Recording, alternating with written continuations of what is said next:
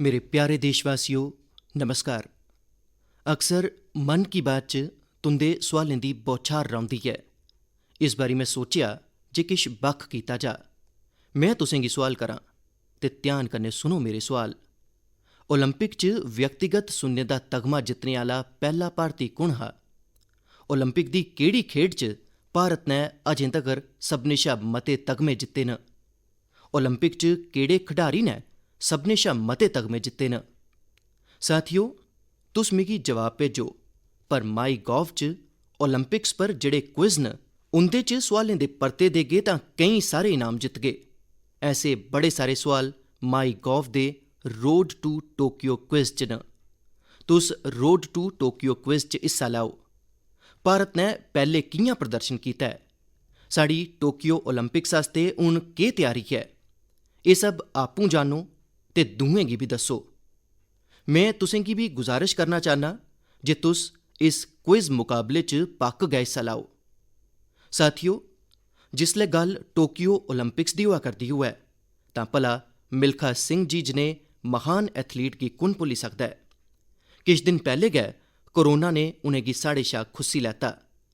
जिसलै ओह् अस्पताल च हे तां मिगी उं'दे कन्नै गल्ल करने दा मौका मिलेआ हा। गल्ल करदे होई मैं उ'नेंगी गुजारिश कीती ही। मैं आखेआ हा जे तुसें ते 1964 च टोक्यो ओलंपिक्स च भारत दी नुमाइंदगी कीती ही। इस करियै इस बारी जिसलै साढ़े खढारी ओलंपिक्स आस्तै टोक्यो जा करदे न तां तुसें साढ़े एथलीटें दा मनोबल बधाना है, उ'नेंगी अपने संदेस कन्नै प्रेरित करना है।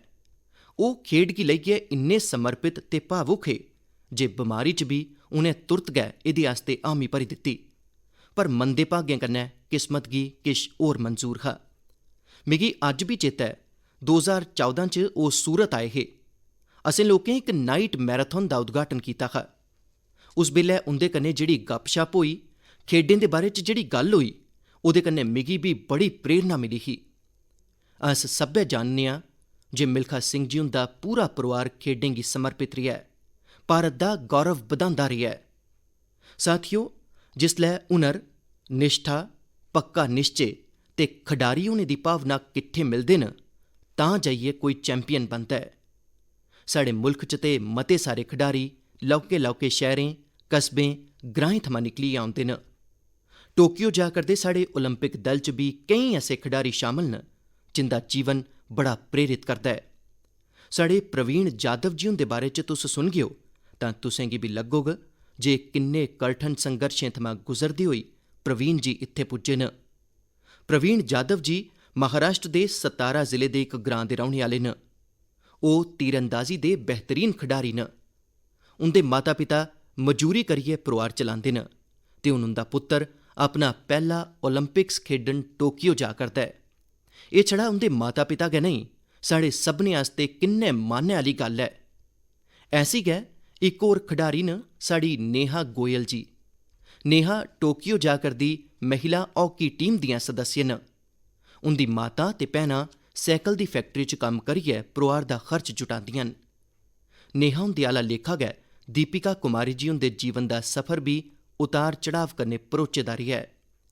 दीपिका हुंदे पिता ऑटो रिक्शा चलांदे न ते उं'दी माता नर्स न। ते हून दिक्खो, दीपिका हून टोक्यो ओलंपिक्स च भारत आह्ली बक्खी दा इक मात्र महिला तीरंदाज न। कदें दुनिया दी नंबर 1 तीरंदाज रेही दिएं दीपिका हुंदे कन्नै साढ़ी सभनें दियां शुभकामनां न। साथियो, जीवन च अस जित्थै बी पुज्जने आं, जिन्नी बी उंचाई हासल करने आं, जमीन कन्नै एह् जुड़ाव म्हेशा असेंगी अपनी जड़ें कन्नै बन्नियै रखदा है। संघर्श दे दिनें परैंत मिली दी कामयाबी दा नंद बी किश होर गै होंदा है। टोक्यो जा करदे साढ़े खढारियें बचपन च साधनें संसाधनें दी हर कमी दा सामना कीता, पर ओह् डटे दे रेह्, जुटे दे रेह्। उत्तर प्रदेश दे मुजफ्फरनगर दी प्रियंका गोस्वामी जी हुंदा जीवन बी बड़ी सिक्ख दिंदा है। प्रियंका हुंदे पिता बस कंडक्टर न। बचपन च प्रियंका होरें गी ओह् बैग बड़ा पसंद हा जेह्ड़ा तगमा हासल करने आह्ले खढारियें गी मिलदा है। इस्सै आकर्शन च उ'नें पैह्ली बारी रेस वॉकिंग प्रतियोगिता च हिस्सा लैता। हून अज्ज ओह् एह्दी बड्डी चैंपियन न। भाला सुट्टने दे मुकाबले च हिस्सा लैने आह्ले शिवपाल सिंह जी बनारस दे रौह्ने आह्ले न। शिवपाल जी हुंदा ते पूरा परोआर गै इस खेड कन्नै जुड़े दा ऐ। इंदे पिता, चाचा ते भ्रा सब्भै भाला सुट्टने च माहिर न। परोआर दी इ'यै परंपरा उंदे आस्ते टोक्यो ओलंपिक्स च कम्म औने आह्ली ऐ। टोक्यो ओलंपिक्स लेई जा करदे चिराग शेट्टी ते उंदे भ्याल सात्विक साईराज हुंदा हौसला बी प्रेरित करने आह्ला ऐ। हाल च गै चिराग हुंदे नाना जी हुंदा कोरोना करी काल होई गेआ हा। सात्विक बी आपूं पिछले ब'रे कोरोना पॉजिटिव होई गे हे। पर इनें मुश्कलें दे बाद बी एह् दौनें मर्दें दे डबल शटल मुकाबले च अपना बेहतरीन देने दी त्यारी च जुटे दे न। इक होर खडारी कन्नै मैं तुंदा परिचय करोआना चाहंग। एह् न हरियाणा दे भिवानी दे मनीष कौशिक जी। मनीष जी खेती करसानी आह्ले परोआर थमां औंदे न। बचपन च खेतरें च कम्म करदे करदे मनीष होरें गी मुक्केबाजी दा शौक होई गेआ हा। अज्ज एह् शौक उनेंगी टोक्यो लेइयै जा करदा ऐ। इक होर खडारी न सीए भवानी देवी जी। नां भवानी ऐ ते एह् तलवारबाजी च माहिर न। चेन्नई दी रौह्ने आह्ली भवानी पैह्ली भारती तलवारबाज न जिनें ओलंपिक च अपनी थाह्र बनाई ऐ। मैं कुतै पढ़ा करदा हा जे भवानी जी हुंदी सिखलाई जारी रोऐ एह्दे आस्ते उंदी माता होरें अपने गैह्ने तगर बंदे रक्खी दित्ते हे। साथियो, ऐसे ते अनगिनत नांऽ न, पर मन की बात च मैं अज्ज किश गै नाएं दा जिक्र करी सकेआ। टोक्यो जा करदे हर खडारी दा अपना संघर्श रेहा ऐ, ब'रें दी मेहनत रेही ऐ। ओह् छड़ा अपने आस्तै गै नेईं जा करदे, सगुआं मुल्ख आस्तै जा करदे न। इनें खडारियें भारत दा गौरव बी बधाना ऐ ते लोकें दा दिल बी जित्तना ऐ।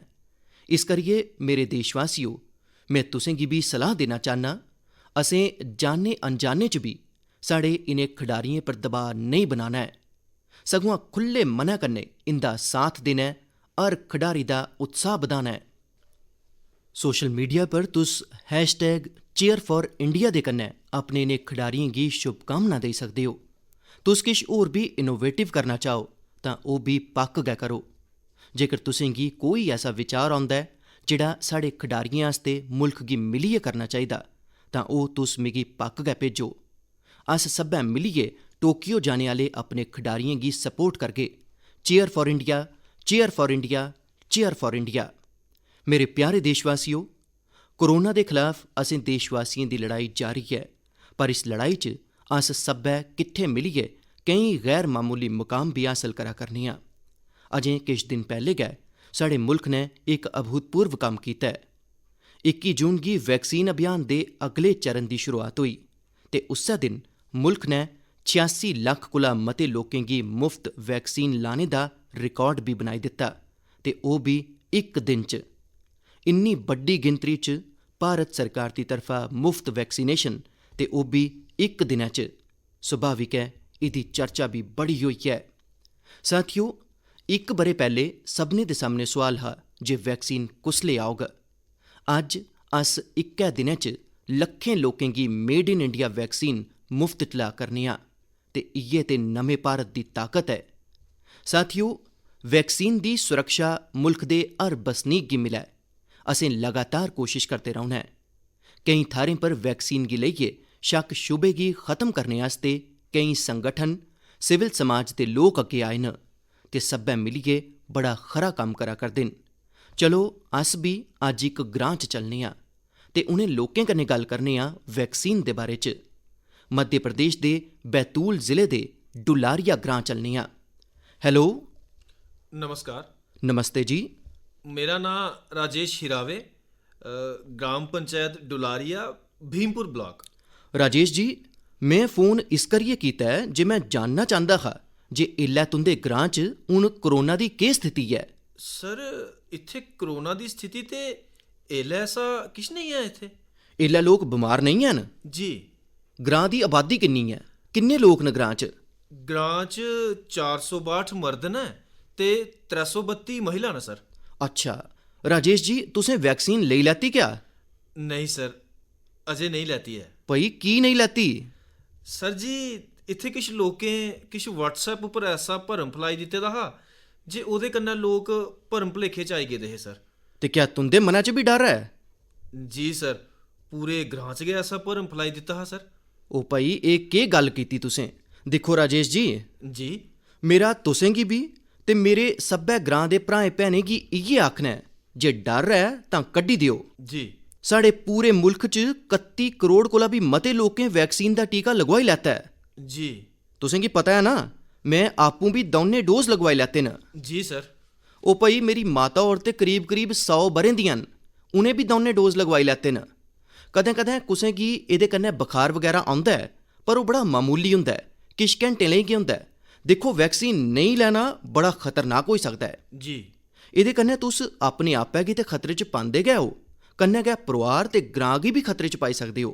जी ते राजेश जी, इस करियै जिन्ना तौले होई सकै वैक्सीन लगवाई लैओ ते ग्रां च सभनें गी दस्सो जे भारत सरकार दी तरफा मुफ्त वैक्सीन दित्ती जा करदी ऐ ते 18 ब'रें शा उप्पर दे सभनें लोकें आस्तै मुफ्त वैक्सीनेशन है। जी जी तां एह् तुस भी लोकें गी ग्रां च दस्सो ते ग्रां च एह् डर दे माहौल दा कोई कारण गै नेईं है। वजह इ'यै सर, किश लोकें ऐसी गलत अफवाह फैलाई दित्ती जेह्दे कन्नै लोक बड़े गै डरी गे। ओह्दी मिसाल जि'यां वैक्सीन गी लाने कन्नै बुखार होना, बुखार कन्नै होर बमारी फैली जाना, मतलब आदमी दी मौत होई जाना, इत्थे तक्कर दियां अफवाहीं फैलाइयां। ओहो हो, दिक्खो अज्ज ते इन्ने रेडियो, इन्ने टीवी, इन्नी सारी खबरां मिलदियां न ते इस करियै लोकें गी समझाना मता सौखा होई जंदा ऐ। ते दिक्खो, मैं तुसें गी दस्सां, भारत दे नेकां ग्रां ऐसे न जित्थै सब्भै लोक वैक्सीन लगवाई चुके दे न, यानी ग्रां दे 100% लोक। जि'यां मैं तुसें गी इक मिसाल दिन्ना, जी कश्मीर च बांडीपुरा ज़िला ऐ। इस बांडीपुरा ज़िले च इक व्यवन ग्रां दे लोकें मिलियै 100% 100% वैक्सीन दा लक्ष्य बनाया ते उसी पूरा भी करी दित्ता। अज्ज कश्मीर दे इस ग्रां दे 18 ब'रें शा उप्पर दे सब्भै लोक टीका लगवाई चुके दे न। नागालैंड दे भी 3 ग्राएं दे बारे च मिगी पता लग्गा ऐ, उत्थै भी सभनें लोकें 100% 100% टीका लगवाई लैता ऐ। जी जी राजेश जी, तुसें गी भी अपने ग्रां, अपने आले दुआले दे ग्रां च एह् गल्ल पजानी चाहिदी ते तुस भी जि'यां आखदे हो एह् भरम ऐ, बस एह् भरम गै ऐ। जी जी तां भरम दा जवाब इ'यै ऐ जे तुसें गी अपने आपै गी टीका लगवाइयै समझाना पौग सभनें गी। करगेओ ना तुस? जी सर। पक्का करगेओ? जी सर। जी सर।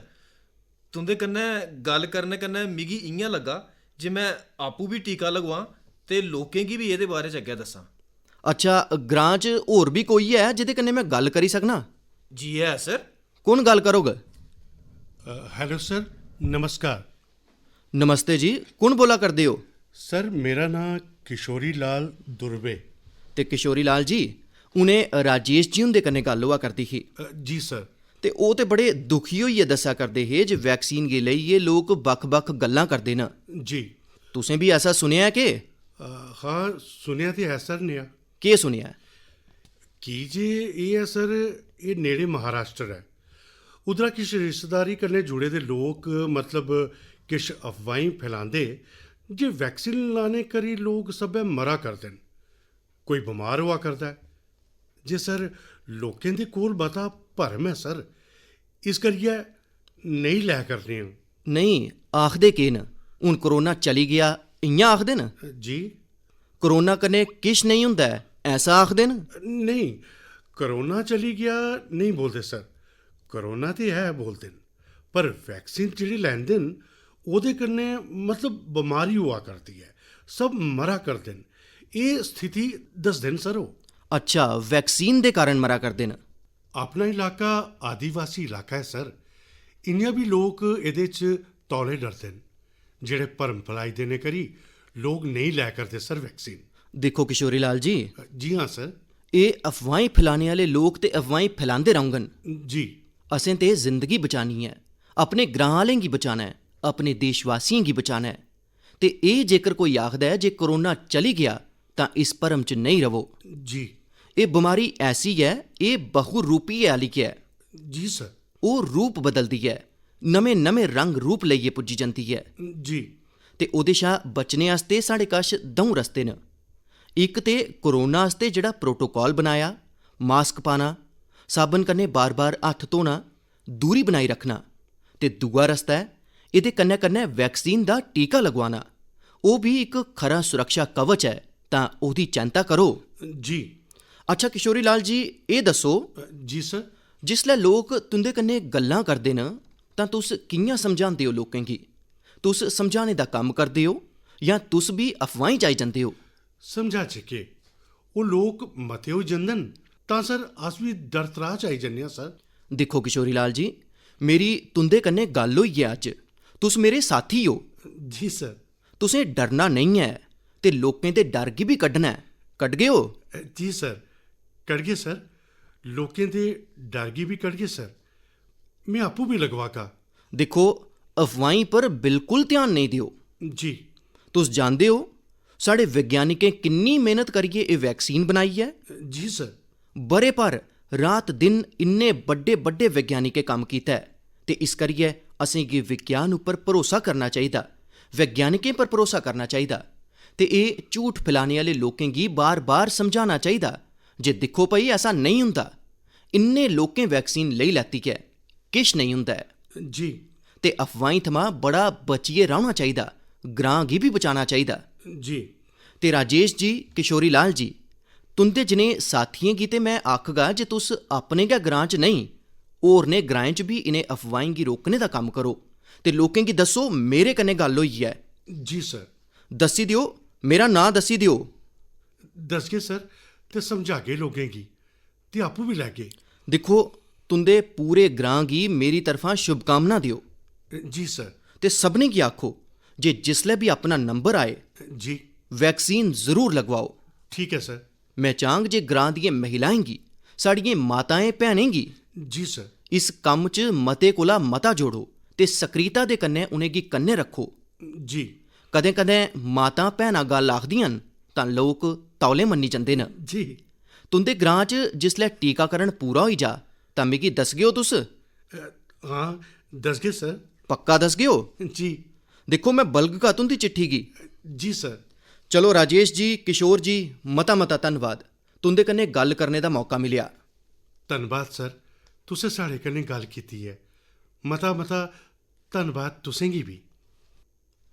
साथियो, कदें ना कदें एह् दुनिया आस्ते केस स्टडी दा विशे बनोग जे भारत दे ग्रां दे लोकें, साढ़े बनवासी आदिवासी भ्राएं भैनें इस कोरोना काल च किस चाल्ली अपनी समर्थ ते सूझ-बूझ दा परिचय दित्ता। ग्रां दे लोकें क्वारंटीन सेंटर बनाए, मकामी जरूरतें गी दिखदे होई कोविड प्रोटोकॉल बनाए। ग्रां दे लोकें कुसै गी भुक्खा नेईं सौन दित्ता, खेती दा कम्म बी रुकन नेईं दित्ता। नेड़े दे शैह्रें च दुद्ध, सब्जियां एह् सब हर रोज पुजदा र'वै, एह् बी ग्राएं यकीनी बनाया। यानी अपने आपै गी बी सांभेआ, होरनें गी बी सांभेआ। इ'यां गै असें वैक्सीनेशन अभियान च बी करदे रौह्ना ऐ। असें जागरूक रौह्ना बी ऐ ते जागरूक करना बी ऐ। ग्राएं च हर इक व्यक्ति गी वैक्सीन लग्गी जा, एह् हर ग्रां दा लक्ष्य होना चाहिदा। चेता रक्खो, ते मैं ते तुसें गी चेचे तौरा पर आखना चाह्न्नां, तुस इक सोआल अपने मनै च पुच्छो।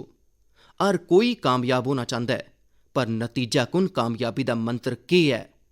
नतीजा कुन कामयाबी दा मंत्र ऐ निरंतरता। इस करियै असें सुस्त नहीं पौना ऐ, कुसा गलत फैह्मी च नहीं रौह्ना ऐ। असें लगातार जतन करदे रौह्ना ऐ, कोरोना पर जित्त हासल करनी ऐ। मेरे प्यारे देशवासियो, साढ़े मुल्क च हून बरसांती दी रुत बी आई गई ऐ। बद्दल जिसले बरदे न तां छड़ा साढ़े आस्तै गै नेईं बरदे, सगुआं बद्दल औने आह्ली पीढ़ियें आस्तै बी बरदे न। बरखा दा पानी जिमीं च जाइयै किट्ठा बी होंदा ऐ, जिमीं दे जल स्तर गी बी सुधारदा ऐ। ते इस करियै में पानी दे संरक्षण गी मुल्ख दी सेवा दा गै इक रूप मन्नना।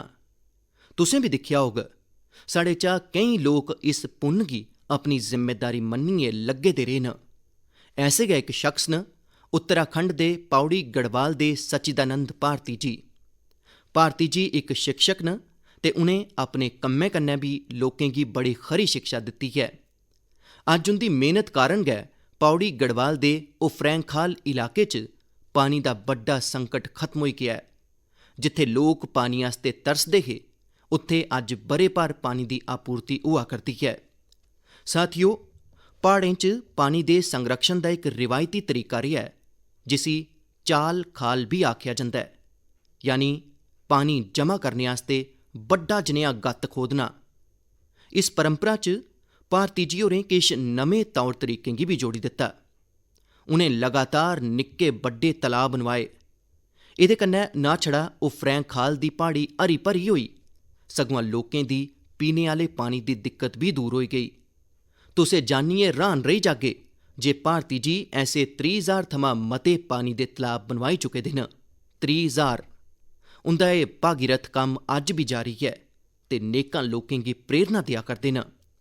साथियो, इस्सै चाल्ली यूपी दे बांदा जिले च अंधाव ग्रां दे लोकें बी इक बक्खरी गै चाल्ली दा जतन कीता है। उनें अपने अभियान गी बड़ा गै दिलचस्प नांऽ दित्ता है, खेतर दा पानी खेतर च, ग्रां दा पानी ग्रां च। इस अभियान दे तैह्त ग्रां दे कोई 100 बीघा खेतरें च उच्चे उच्चे डंगे बनाए गे न। एह्दे कन्नै बरखा दा पानी खेतरै च किट्ठा होन लगी पेआ ते जिमीं च जान लगी पेआ।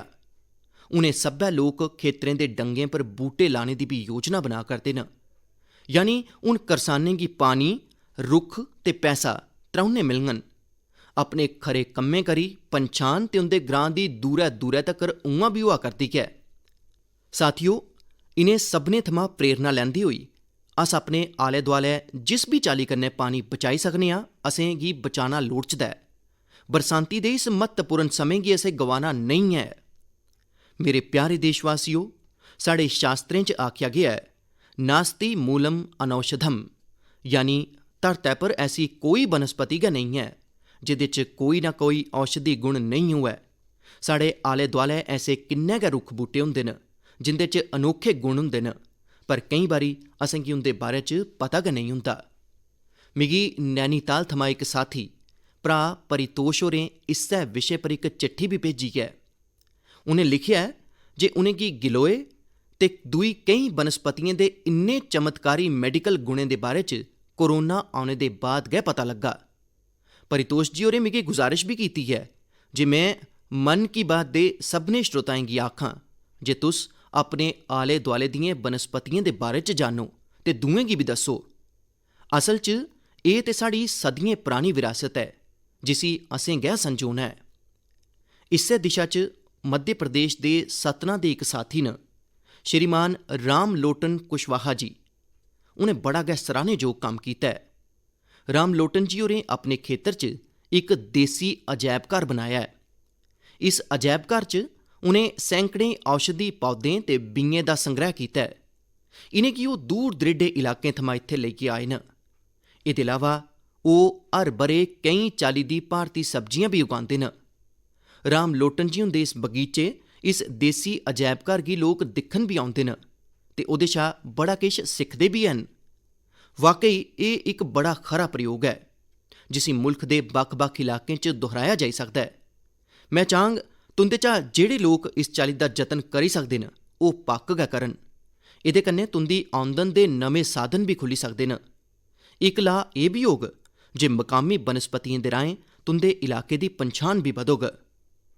मेरे प्यारे देशवासियो, हुनै थमां किश दिनें परैंत 1 जुलाई गी अस नेशनल डॉक्टर्स डे मनागे।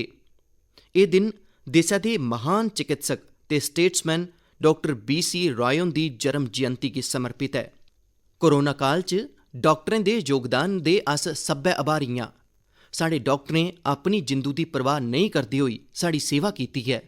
इस करियै इस बारी नेशनल डॉक्टर्स डे होर बी खास होई जंदा ऐ। साथियो, मेडिसिन दी दुनिया दे सभनें शा सम्मानित लोकें चा इक हिपोक्रेटीज होरें आखेआ हा, "Wherever the art of medicine is loved, there is also a love of humanity." यानी जित्थे मेडिसिन दी कला आस्ते प्यार हुंदा ऐ, उत्थै मनुक्खता आस्ते बी हिरख हुंदा ऐ। डाक्टर इस्सै हिरखै दी ताकत कन्नै गै साढ़ी सेवा करी पांदे न। इस करियै साढ़ी एह् जिम्मेदारी ऐ जे अस उन्ने गै हिरखै कन्नै उंदा धन्नवाद करचै, उंदा हौसला बधाचै।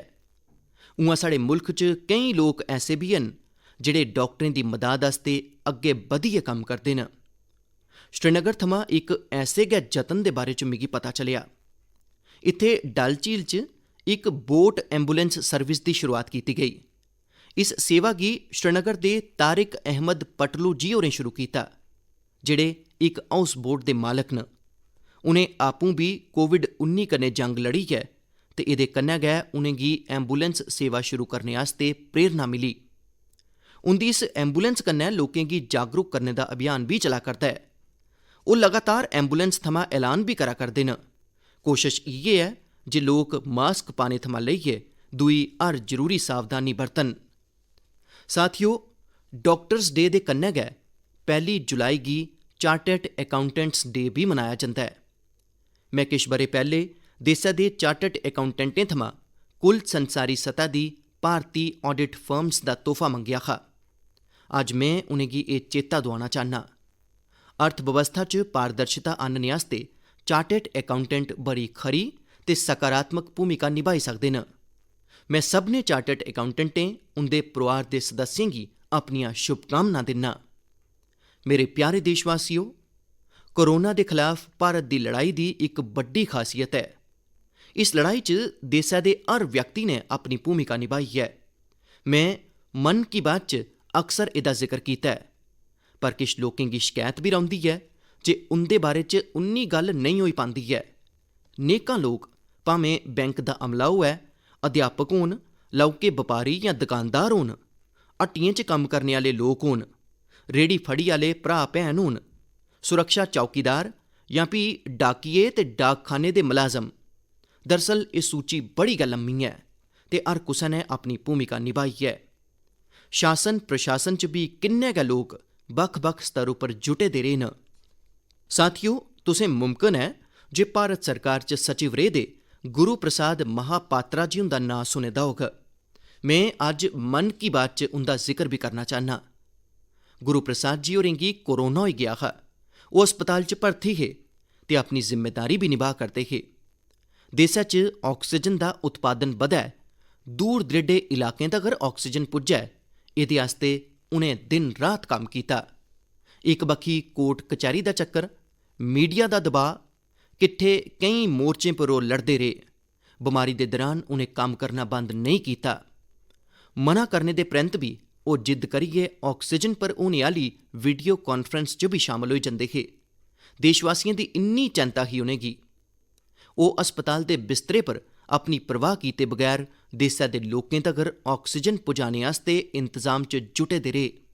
साढ़े सभनें आस्ते बड़ा दुख देने आह्ला है जे इस कर्मयोगी गी भी मुल्ख ने मुहाई दित्ता है। कोरोना ने उनेंगी साढ़े कोला खुस्सी लैता है। ऐसे अनगिनत लोक न जिंदी चर्चा कदें नहीं होई सकी। ऐसे हर व्यक्ति गी साढ़ी श्रद्धांजलि इ'यै होग जे अस कोविड प्रोटोकॉल दा पूरी चाल्ली पालन करचै, वैक्सीन जरूर लगवाचै।